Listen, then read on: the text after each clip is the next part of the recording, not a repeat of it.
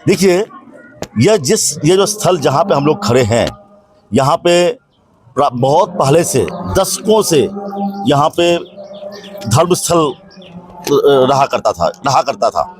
अभी जब हम लोग का जन्म हुआ तो उस टाइम में यहाँ पे खरपतवार का मंदिर था।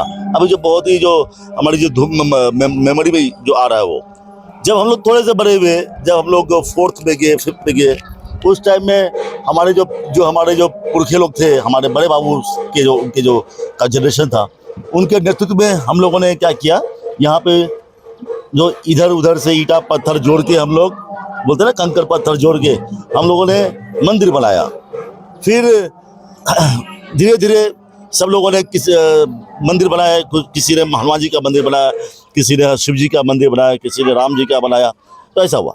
लेकिन पिछले 5 साल पहले तक मंदिर थोड़ा जीर्ण शीर्ण हालत में हो गया था।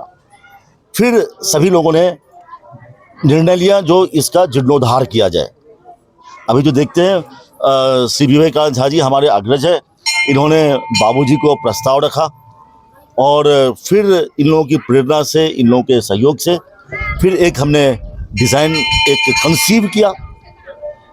और ये जो हमारे साथ जो दिख रहे हैं, कमलेश भाई मिस्त्री एक बहुत ही उच्च कोटि के एक आर्किटेक्ट हैं, मुंबई में रहते हैं। हमारी यूनिवर्सिटी के भी कंस्ट्रक्शन में, उनके भी डिज़ाइन में इनका कंट्रीब्यूशन है। मैंने कमलेश भाई मिस्त्री हमारे आर्किटेक्ट साहब को अप्रोच किया और हम लोगों ने फिर कम से कम 6 महीना लगा हम लोग को डिज़ाइन तैयार करने में। और इसको हम लोगों ने कम से कम 10 बार इसको मैंने कट किया होगा, रिव्यू किया होगा। फिर हम लोगों ने अपने मंदिर पुनर्निर्माण समिति का हम लोगों ने गठन किया था, जिसके अध्यक्ष हमारे अग्रज हैं। और इनसे हम लोगों ने डिज़ाइन का अप्रूवल लिया और अप्रूवल के बाद में हम लोगों ने इसका निर्माण किया। मंदिर निर्माण में कम से कम हम लोग को 3 साल लगा। यह जो जिस जगह पे है, ये मंदिर नदी के पोखर के नज़दीक में है, इसके लिए और एक तो सॉइल कंडीशन और अर्थक्वेक जोन 5 के होने से यह भी एक चैलेंज था। जो इतना हाई लेवल का मंदिर हम लोग कैसे बनाते हैं, इतना हाइट का मंदिर। फिर आर्किटेक्ट साहब के सुझाव से हम लोगों ने पाइल फाउंडेशन किया, 30 मीटर नीचे से इनका हम लोगों ने पाइलिंग किया और फिर इसको हम लोगों ने निर्माण किया। आज की तारीख में निर्माण कार्य पूर्ण हो चुका है। और आपने देखा होगा जो आज से 3 दिन पहले जो ऐतिहासिक कलश यात्रा जो हुआ था, जिसमें करीबन 8-10 हज़ार लोग शामिल हुए थे, यह देख के हम लोग भाव विह्वल हो गए हैं। और 6 दिन का सांस्कृतिक कार्यक्रम है, चल रहा है और प्रसाद का वितरण हो रहा है। और आज भगवान मर्यादा पुरुषोत्तम श्री राम का दरबार है और राधा कृष्ण, शिव परिवार, शिवलिंग, हनुमान जी, इन सब का आज प्राण प्रतिष्ठा हो रहा है।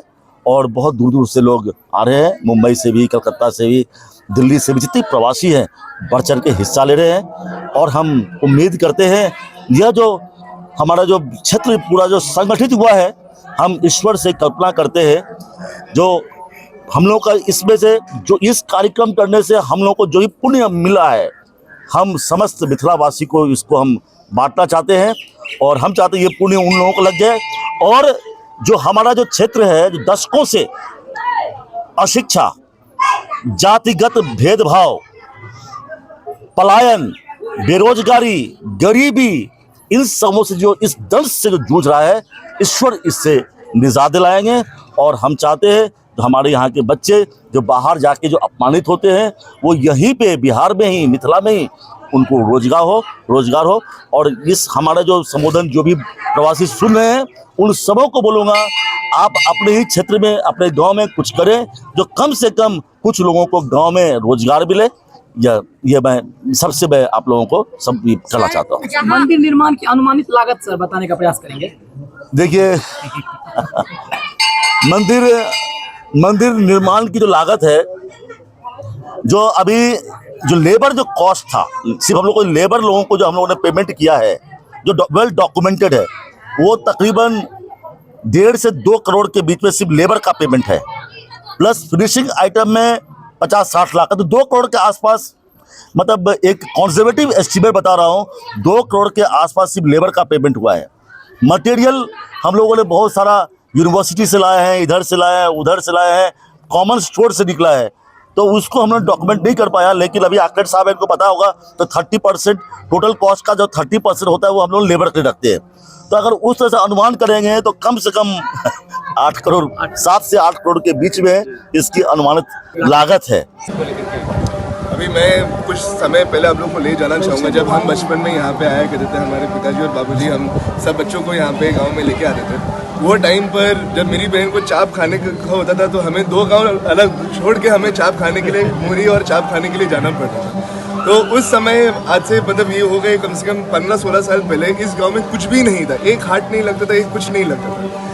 कटिंग शॉर्ट टू टुडे, कल रात को जो, और ये जो पिछले 2-3 दिन से जो ये चल रहा है, ये बहुत ही अविश्वसनीय और मनमय हो गया, मनमुग्ध हो गया कि यहाँ पे क्या क्या हो रहा है। यहाँ पे मेला लगा हुआ है, आज तक ये गांव में मेला नहीं आया हुआ था, मेला आया हुआ है। कलश यात्रा में 10,000 से अधिक लोग आए हुए हैं, और वो जो दृश्य आप लोग ने सब देखा होगा वहाँ पे, वो जो दृश्य जो था, हम तो ऊपर खड़े होकर देख रहे थे, जो दृश्य इतना ही बहुत ही अच्छा शानदार था।